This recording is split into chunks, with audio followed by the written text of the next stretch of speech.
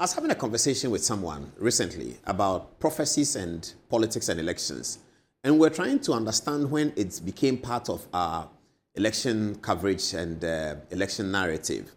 So we threw our minds back, way back to, say, okay, 96, no, nothing like that. 2000, no, nothing like that. 2004, nothing like that. 2008 is when this prophecy started. This one will win and this one can win. It was Akufo-Addo election of 2008 when he won the MPP primaries and some prophet said, I said it and I didn't, all of that. And then the phenomenon of politicians losing their lives when J.B. Dankwa died, some prophets came and said, I said it. And then you remember the Ebony Reigns. That was a big one. When Ebony died, the videos came out, some prophets said, I said it. So that has become part of our phenomenon. And how do we deal with it?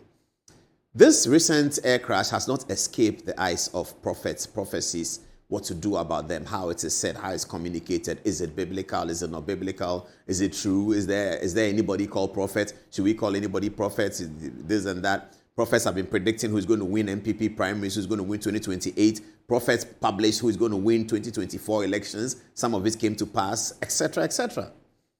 Now, prophet here is called Prophet Roger. And Prophet Roger, I hope this is Prophet Roger, by the way. I hope it is him, the photograph. Okay. Prophet Roger is reported to have made some prophetic declarations to the effect that this air crash was going to happen and that he had called on people to reach out to people and he didn't get any response, and then it happened. Okay. So he put that out, and there was quite a bit of outrage, some from within the Christian community itself. That this is not prophecy, this is sorcery, this is divination. They are lying, they are not prophets, this and that. Whilst all that conversation was going on, Elvis Efriye Ankara, who is now designated as a very long name, Presidential Envoy for Interfaith, Economical, something, he issued a statement. Out of that statement, many things have been generated. Let's read the statement he issued. It is from the Office of Presidential Envoy for Interfaith and Economical Relations, Office of the President, Jubilee House, Accra, 10th August 2025. And it's written to all economical heads, dear esteemed leaders in Christ. And it's as follows. Strengthening the spiritual partnership for national direction and healing. Greetings of peace and grace from the Office of the Presidential Envoy for Interfaith and Economical Relations, on behalf of President of the Republic of Ghana, His Excellency John Dramani Mahama, and the Office of the Presidential Envoy, I extend heartfelt appreciation to you and your various denominations for your unwavering spiritual support, intercessory prayer, and sustained leadership in promoting peace, moral integrity, and national unity. Appropriate escalation. I jumped something. It says, in the light of the tragic accident that occurred recently, which claimed lives and involved government officials, military personnel, and NDC party executives, we humbly request your intense prayers for 1.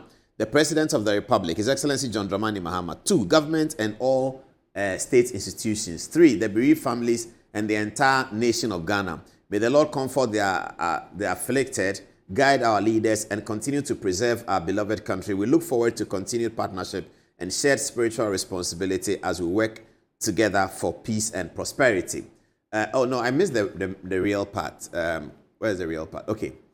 As part of strengthening national coordination on spiritual matters, especially in these times of uncertainty and complexity, we kindly encourage you to inform all prophets, men and women of God under your oversight, that any prophecy or spiritual insight of a national nature, especially those with implications for high-profile political leaders, governance, national security, or public stability, should be formally relayed to the Office of the Presidential Envoy for urgent review and appropriate escalation.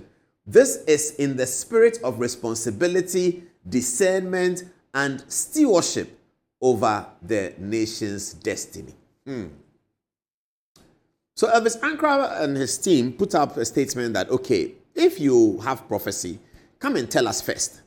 Many people interpreted it differently, whether it's a gagging order, whether it is a way to streamline the prophets. So there's a lot of conversation yesterday. I spoke to different kinds of people. In fact, I called up Reverend Owusu Bempah and asked him what his views were on the matter. He said they are at some meetings, and he explained that from the explanation that they are getting, is that it's not that you can't say it in your church. You can say it.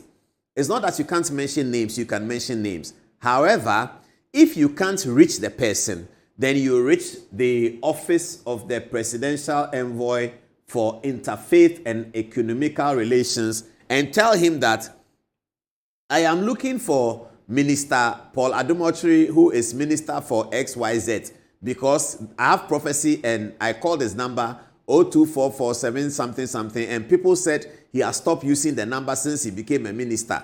And then every time it rings and he doesn't pick. Somebody also told me that he knows his mother's number, so I also called her, but I didn't reach her.